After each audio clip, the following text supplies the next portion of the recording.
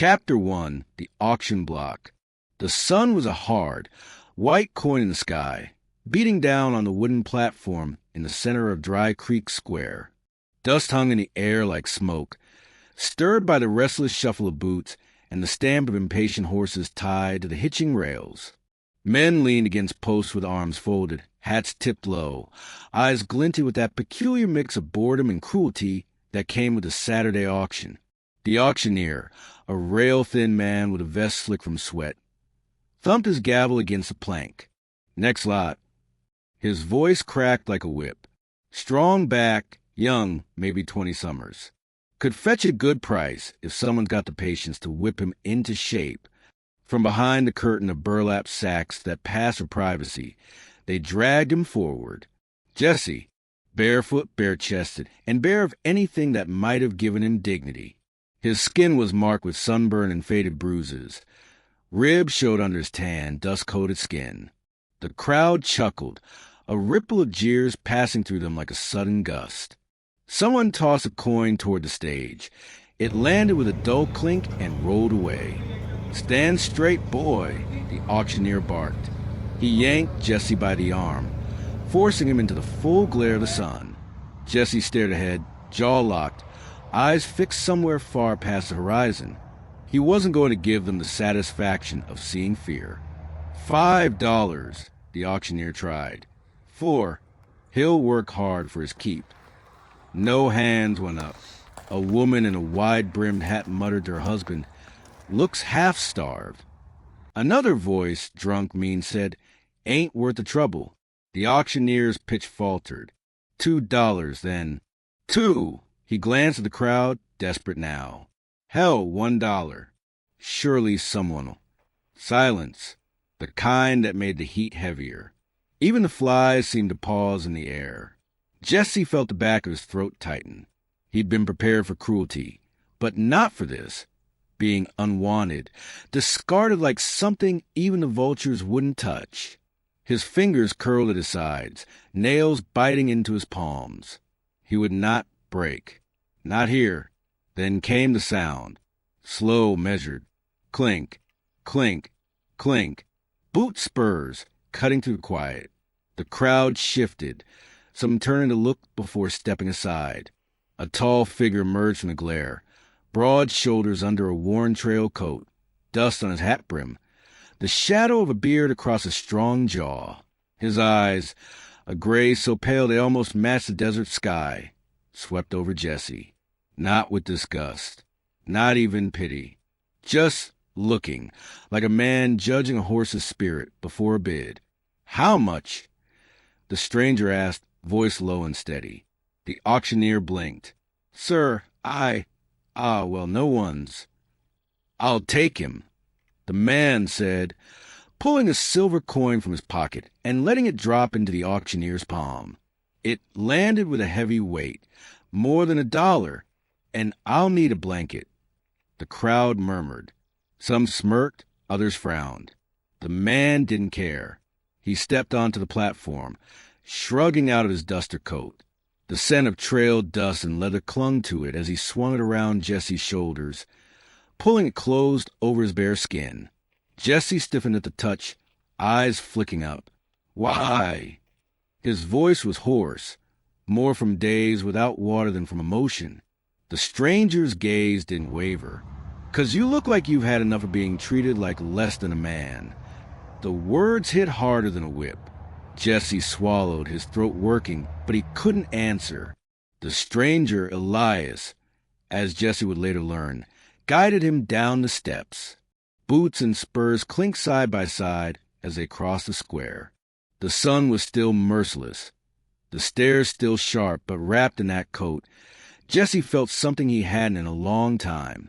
Covered, chosen. They reached the hitching rail, where a big, dark bay horse waited. Elias swung into the saddle, then extended a hand down to Jesse. For a moment, Jesse hesitated, eyes darting toward the dusty street that led out of town. He could run. He could disappear. But the wind shifted, carrying the scent of sagebrush from the open prairie beyond.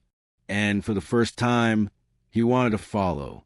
Chapter 2, The Ride Out. The sun hadn't shifted much in the sky by the time they left Dry Creek, but the heat felt different out here. Less like judgment, more like the land itself was testing them. Behind them, the town shrank into a smudge of low buildings and swaying hitching posts, its sounds fading into the steady creak of leather and the rhythmic clop of hooves. Elias's bay horse moved with an easy, ground-eating stride. Jesse sat behind the saddle, the duster coat still wrapped tight around him, its weight unfamiliar yet strangely protective. His bare toes brushed the horse's flank with every sway. The animal's warmth and the dust-sweet smell of the prairie wrapped around him like something almost safe. Elias glanced over his shoulder. "You ride?" Jesse hesitated. "A little." "That'll change," Elias said simply, turning back toward the horizon. His tone wasn't mocking, just a statement, like the sky being blue or the ground being dry. They rode in silence for a time. Wind whistled over the open grasslands, carrying the cry of a distant hawk. Far ahead, the land broke into red rock ridges, their jagged shapes shimmering in the heat waves. Between them stretched miles of sagebrush and brittle grass, the kind of country where a man could vanish if he knew how. Every so often, Elias would point, without words, to a trail sign, a scuffed patch of earth where antelope had crossed, or a broken branch bent low by passing riders. Jesse noticed them, filed them away, but didn't ask questions. He wasn't sure yet if this man was the kind who welcomed curiosity. It was only when they paused by a shallow creek to water the horse that Elias finally spoke again. "You from the territories?" Elias asked, filling a tin cup and handing it to him. Jesse drank greedily, the cool water spilling down his chin. "No," he said, wiping his mouth on his sleeve. "Kansas, or what was left of it." Elias studied him for a moment, one brow lifting slightly. "You got someone there?" Jesse shook his head. "Had." His voice caught, so he left it at that. The silence that followed wasn't uncomfortable. Exactly. It was the kind of silence where the other man wasn't pushing, wasn't prying, just letting the words settle like dust. They mounted again and rode until the sun began to tilt westward, bleeding gold across the plains. The shadows stretched long, painting the grass in streaks of amber and rust. Jesse could feel the change of the air, the wind cooling, the day surrendering to night. Somewhere far off, coyotes yipped, their calls echoing over the open land. As the light softened, Elias finally broke the quiet. "You don't have to trust me yet, but if you ride with me, you'll pull your weight. I don't keep passengers." Jesse's grip tightened on the coat around his shoulders. "And if I can't?" Elias's eyes flicked toward him, calm but steady. "Then I teach you until you can." It wasn't a threat, and it wasn't pity. It was a promise, plain and solid as the ground beneath them. By the time the first stars came out, they were climbing a narrow trail that hugged the side of a ridge. Below them, the prairie stretched forever, dark and endless under the deepening sky.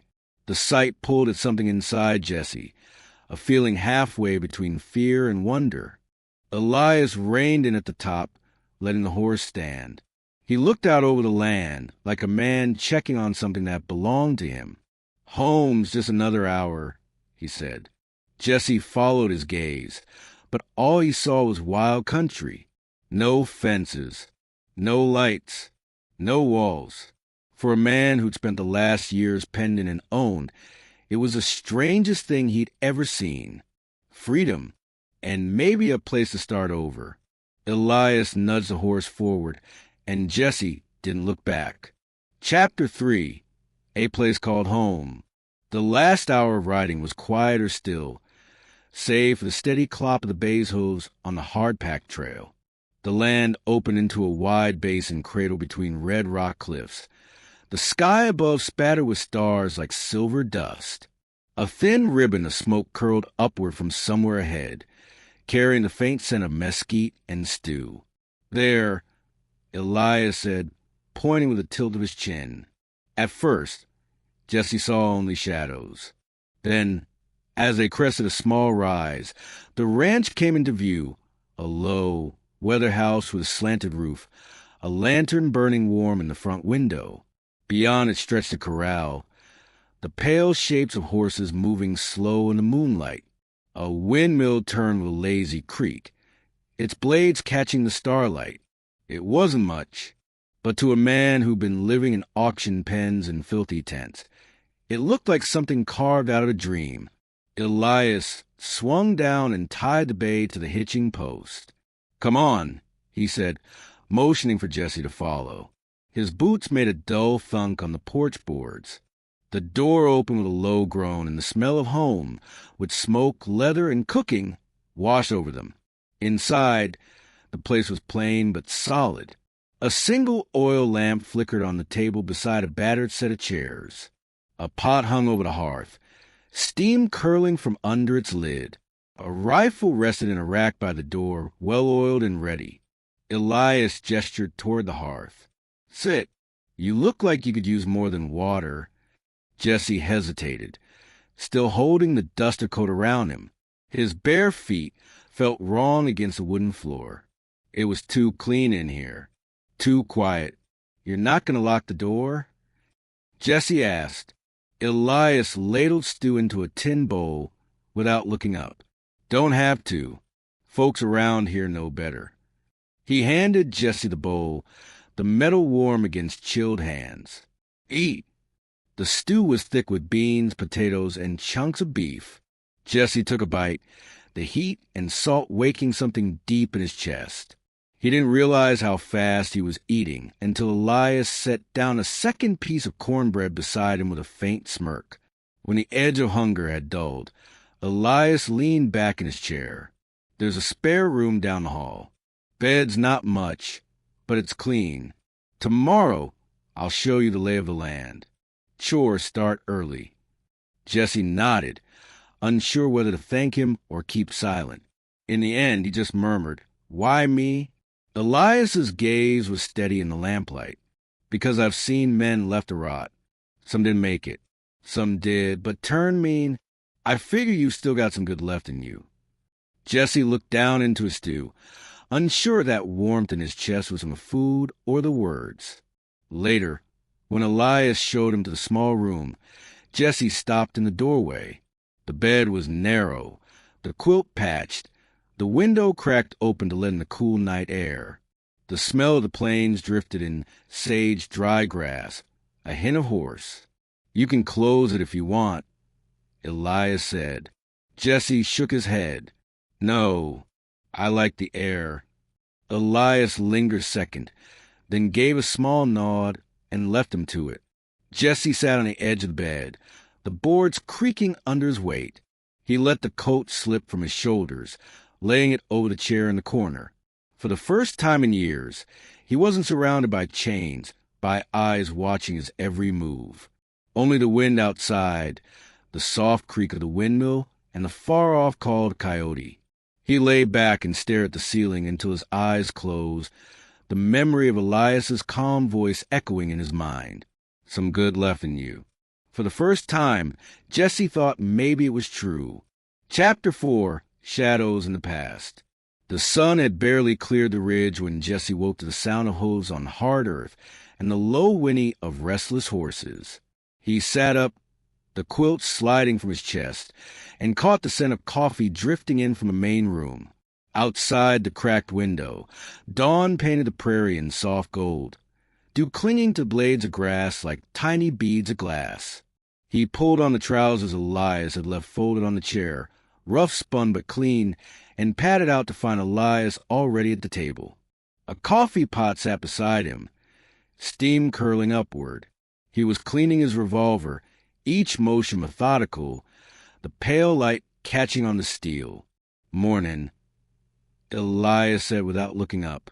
Cups on the counter. Jesse poured for himself, the bitter scent rising sharp at his nose. He sat across from Elias, wrapping both hands around the mug. They drank in silence for a while, the only sounds a click of metal on metal and the occasional pop of the fire. Finally, Elias set the revolver aside.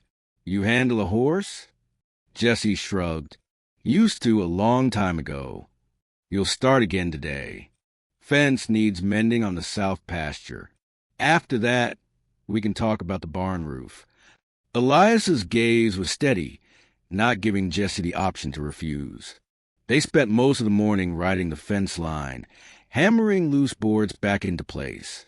The work was simple, but the quiet between them wasn't the same as before. It felt heavier, like both men were circling something unsaid. By midday, they stopped under a cottonwood near the creek, letting the horses drink. Elias leaned against the trunk, arms folded. "You've got the look of someone who's seen the wrong end of a bad deal more than once." Jesse didn't answer right away. He watched the current swirl around a half-buried log, the water glinting in the sun. "You could say that." "I'm not a skin to pry," Elias said. "Just figure if trouble gonna come knocking, I'd rather know ahead of time." Jesse let out a slow breath. His fingers toyed with the frayed hem of his shirt. "I was working freight out of Abilene. Boss sold me out to settle a debt. Told the buyers I'd make a good hand for whatever they needed. Turns out, whatever meant labor camps and fights I didn't ask for. I tried to get out. Got caught. Got punished." His voice tightened on the last word. Elias's jaw flexed, but he said nothing, letting the confession hang in the warm air. "What about you?" Jesse asked, surprising himself. Elias looked out across the prairie. "Border raid. 5 years back. Came home to find the house burned, my wife and boy gone. Took me 2 days to bury what was left. After that," he gave a slight shrug, "I figured keeping to myself was safer." The words hit Jesse like a stone in still water, ripples spreading in all directions. Loss was something he understood, but hearing it in Elias's steady voice made it heavier somehow. They stood in silence for a long moment, the wind rustling the cottonwood leaves above, a hawk circle high overhead, its shadow flickering over the grass. Elias finally pushed off from the tree. "Come on. Still daylight left, and I don't like leaving work half done." Back at the ranch that evening, after the chores were finished, Jesse found himself lingering in the barn while Elias brushed down the bay. The smell of hay, leather, and horse filled the space. The lantern light cast a warm glow over Elias's shoulders, outlining the curve of muscle under his shirt. "You didn't have to tell me," Jesse said quietly. Elias's hand stilled on the horse's neck. "Neither did you." Their eyes met across the dim space. There was no pity there, no hollow sympathy, just an understanding that came from scars no one else could see. Outside, the prairie wind carried the call of a lone coyote, the sound fading into the dark. Jesse didn't know what tomorrow would bring, but for the first time, the weight of his past didn't feel quite so heavy. Chapter 5, Trouble Rides In. The next morning broke warm and still, the kind of day where even the wind seemed to be holding its breath.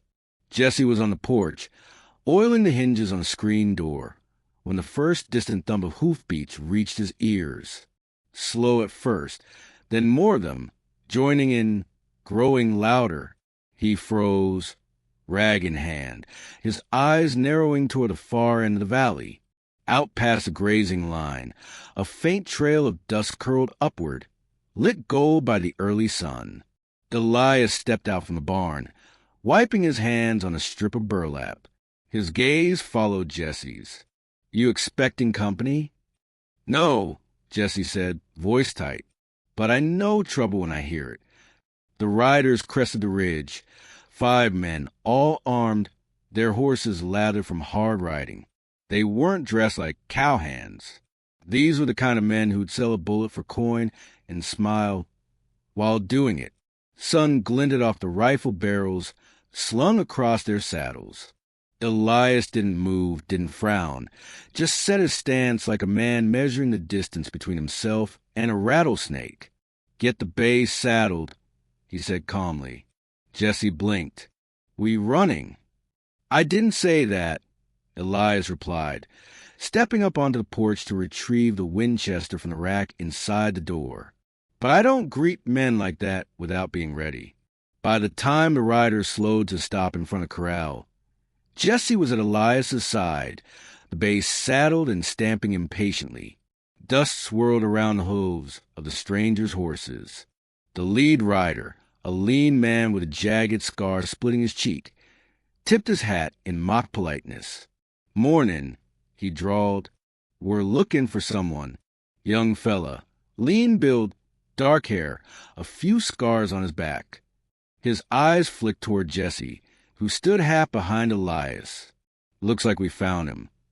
Elias's voice was flat. "And if you did?" The scarred man smiled without humor. "He's property, owed to a man in Abilene. We're here to collect." Jesse's stomach nodded. He could feel every pair of eyes on him, the weight of the past pressing hard against his ribs. But Elias didn't shift, didn't even glance his way. "He's not property," Elias said, each word deliberate. "And you'll be leaving now." The laughter from the riders was sharp and ugly. The scarred man leaned forward in his saddle. "You got iron, rancher, but you don't have enough to face all of us." Elias's gaze didn't waver. "Maybe not, but you'll have to earn every inch you take here." The standoff stretched, the air thick with heat and dust. A single hawk cried overhead, the sound slicing through the silence. Jesse could hear his own heartbeat, loud in his ears. Every instinct told him to run, to take the bay and vanish into the ridges before bullets started flying. But something rooted him to the spot, something about the way Elias stood, unflinching. Finally, the scarred man spat into the dirt. "We'll be back," he said, jerking his reins. "And next time, we won't be knocking." They wheeled their horses around and kicked into a gallop, the dust cloud trailing behind them until it swallowed their silhouettes. Elias lowered the Winchester, but didn't relax. "They'll come at dawn or dusk. Men like that don't fight in full light, if they can help it." He looked at Jesse then, eyes sharp. "You want to run, you do it now. I won't stop you." Jesse swallowed hard, the knot in his chest twisting tighter. "If I run, they'll just follow. And they'll find me. You too." Elias gave a single nod. "Then we make ready." As the two men moved toward the barn to check the rifles, the wind finally stirred again, whispering through the grass like a warning. The quiet safety of the ranch had shattered, and Jesse knew the fight ahead would decide more than just his freedom. Chapter 6. The Gunfight at Dust Hollow. The sky at dawn was blood orange, the kind of color that made seasoned men wary. A thin haze hung over the valley, muting the sound of windmills creak. Jesse stood by the corral, checking the rifle's chamber for the third time. His palms were damp despite the cool air. Elias emerged from the barn, carrying a second rifle and a small box of cartridges. "They'll come from the south," he said, his voice quiet but certain. "The trail's narrow there. Makes it harder for them to fan out." Jesse nodded, trying to steady his breathing. "You've done this before." Elias glanced at him, a shadow of something unreadable in his eyes. Enough to know it's never clean. By the time the sun's edge cleared the ridge, the sound of hoofbeats was already rolling through the valley, slow at first, then pounding, a drumbeat of inevitability. Dust boiled up from the south trail. 5 riders again, but this time their formation was tighter, rifles already in hand. Elias led Jesse to a line of stacked hay bales near the corral fence. "Cover from here. Don't fire unless you mean it." His tone was steady, almost gentle, but there was no mistaking the gravity beneath it. The riders slowed to trot about 30 yards out, their leader, the scarred man, lifting his rifle lazily. "We told you we'd be back," he called, voice carrying across the dry morning air. "This don't have to get bloody. Just hand him over." Elias stepped into view, rifle at his shoulder. "You crossed the wrong man's land." The scarred man's grin vanished. So be it. The first shot cracked like thunder, kicking dust from the corral fence inches from Elias's head. In the same breath, Elias returned fire, the recoil thudding into his shoulder. One of the riders yelped and toppled sideways from his horse, hitting the dirt hard. Jesse's world narrowed to the sharp smell of gunpowder and the deafening crack-crack of rifles. He aimed for the second rider's arm, remembering Elias's warning not to fire unless it counted, and squeezed the trigger. The man jerked, dropping his weapon and clutching his shoulder as his horse wheeled away in panic. The scarred man shouted orders, trying to push his men forward, but the narrow trail hemmed him in. Elias moved with calm precision, each shot purposeful. But when Jesse turned to reload, he caught a flash of motion, the scarred man raising his rifle toward Elias. "Elias!" Jesse shouted. Elias spun just as the shot rang out. The bullet caught him high in the side, staggering him backward against the fence. Jesse didn't think. He just aimed and fired. The scarred man's hat flew off as the round grazed past his temple, sending him swearing and clutching his head. The surviving riders, suddenly less certain, began to pull back. The scarred man shot Jesse a look of pure venom before jerking his reins. In seconds, they were pounding back down the trail, dust swallowing them whole. Jesse dropped his rifle and ran to Elias, who was slumped against the fence, breathing hard. Blood darkened his shirt, seeping between his fingers where he pressed his hand to the wound. "You're hit," Jesse said, his voice breaking. Elias's lips curved into the faintest smirk. "You noticed." "Don't joke," Jesse snapped, tearing at the hem of his own shirt to make a bandage. "We have to stop the bleeding." Elias caught his wrist, his grip surprisingly firm despite the wound. "You did good, Jesse. You didn't run." Jesse met his gaze, something fierce rising in his chest. "I'm not running. Not from them. Not from you." For a long moment, they just looked at each other, the wind rustling the dry grass, the sun climbing higher over the ridges. Then Elias let him work, and together they stumbled toward the house.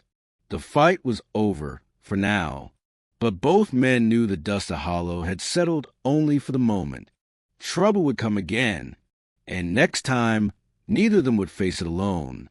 Chapter 7, A Choice Made. The first 2 days after the gunfight passed in a blur of chores and worry. Elias had taken the bullet high in the side, bad enough to keep him in bed, not bad enough to kill him if Jesse did things right. Jesse cleaned the wound twice a day, boiled water for fresh bandages, and made sure Elias drank enough to keep from fading under the fever that came and went like an unwelcome guest. On the third morning, Jesse rose before dawn. The house was still and dim, the only sound the slow creak of the windmill outside. He pulled on his shirt, laced his boots, and stepped out into the chill air. The valley was hushed under a pale wash of moonlight, the corral a ghostly shape in the distance. He set to work without thinking about it, hauling water, scattering feed for the chickens, leading the horses to the trough. The bay nuzzled his shoulder as he passed, a warm, steady weight in the cool air. It struck him then, these were Elias's chores, Elias's land. But now they were his, too, at least for as long as he stayed. By the time the sun slid over the ridge, he was at the barn, tightening the last nail into a loose board on the stall door. Sweat streaked the dust on his face. He'd worked hard before, plenty of times, but this was different. This wasn't someone else's order barked in his ear. This was him choosing to keep something alive. Later, he brought Elias breakfast. Coffee strong enough to wake the dead and eggs fried in bacon grease. Elias was propped up in bed, a faint shadow of a beard on his jaw. The fever had broken during the night. His eyes were clearer now. "You've been up since before light," Elias said, accepting plate. Jesse shrugged. "Animals don't feed themselves." Elias studied him for a moment before taking a slow bite. "Could have just left," he said finally. "No one would have blamed you." "Maybe," Jesse said, his gaze steady. "But if I left, those men would be back. And I've got no mind to hand them what they want. Besides," he hesitated, his hand tightening around the coffee mug, "this place, it's the first spot in years I've been that didn't feel like a cage." A faint smile tugged at Elias's mouth. "Then I guess you'll stay." "I'm staying," Jesse said, more firmly than he'd expected. It wasn't a question anymore. The days that followed settled into a rhythm. Jesse repaired the barn roof, patched the south fence, and rode the pasture with the bay to check for strays. At night, he sat by the hearth with Elias, the low crackle of the fire filling the spaces between their words. Sometimes they spoke of small things, weather, feed prices, the stubborn mule that refused to stay penned. Other times, they said nothing at all, and it wasn't uncomfortable. One evening, a storm rolled in from the west, thunder rumbling across the plains. Rain hammered the roof, turning the yard to mud. Jesse stood at the window, watching the lightning flash over the ridges. Behind him, Elias's voice was quiet but certain. "You fit here, Jesse, more than you think." Jesse turned, the flicker of the firelight catching his eyes. "I don't know what I am here. Ranch hand? Guest? Something else." Elias held his gaze. "You're someone who made a choice. That counts for more than you realize." Jesse didn't answer, not with words, but he moved closer to the hearth, the warmth settling into his bones. Outside, the rain kept falling, washing the dust from the land. And for the first time in years, Jesse felt like it was washing something from him, too. Chapter 8, Home in the Wild. The weeks that followed the storm stitched themselves into something steady. Work, conversation, and the quiet comfort of two men sharing the same land without stepping on each other's shadow. The valley seemed greener now, the prairie grass high and shimmering when the wind rolled through. Even the air smelled different, sweet with sage, sharp with the scent of new cedar from a fence post Jesse had cut himself. By early summer, Elias was back on his feet. He still moved a little slower, still pressed a hand to his side when the days ran long, but his strength had returned, and with it came a light in his eyes Jesse hadn't seen before, a watchfulness that wasn't suspicion, but something warmer. One morning, before the sun had burned the dew from the grass, Elias saddled the bay in his own roan. Jesse stepped out of the barn, wiping his hands on his trousers. "We riding somewhere?" Jesse asked. Elias nodded toward the far ridge, where the sky met the land in a jagged horizon. "Want to show you something. Figure you've earned it." They rode side by side, the land stretching out endless around them. The rhythmic sway of the horses, the creak of leather, the occasional call of a meadowlark. Everything felt slower, easier, like time itself was content to wander. When they reached the top of the ridge, Elias reined in. Below lay a wide basin, untouched and open, dotted with wildflowers and cut by a silver ribbon of stream. The wind carried the scent of fresh water and blooming sage. Holes stretched down their part of the ranch, Elias said, his voice quiet, almost reverent. Never showed it to anyone before. Jesse stared, the sight pulling something deep from his chest. "It's wild," he said, "like it's never been claimed." Elias gave a slow nod. "That's the thing. Land's only ever borrowed. It'll outlast both of us. Question is, what we do with it while it's ours." The words settled heavy in Jesse's chest. He looked over, finding Elias watching him, not with a measuring look from that day on the auction block, but with something certain, like he'd already made up his mind. "I've been thinking," Elias went on, "about how a man can spend years looking for a place that feels right and never find it. Then one day, his mouth curved faintly. One day, it rides in wearing a duster that ain't his, looking like hell warmed over. Jesse huffed a laugh, shaking his head. "You're terrible at speeches." "Yeah," Elias said, "but I'm damn good at knowing when something's worth keeping." For a moment, the only sound was the wind tugging at their hats. Then Jesse nudged his horse closer, the space between them shrinking until the roan's flank brushed the bays. "Then I guess we're both keeping something," he said. Elias's eyes crinkled in the corners, the faintest smile breaking through. They sat there a while longer, just watching the land, until the shadows began to stretch. On the ride back, the sun was sinking low, painting the prairie in golden fire. The distant call of coyotes floated on the wind, and the ranch came into view, small against the vastness, but solid, like it belonged there. And so did they. That night, Jesse stood on the porch with Elias, looking out at the darkening land. The air was cool, the smell of rain on the breeze. Somewhere out there, trouble still rode the trails, and the West would always be dangerous.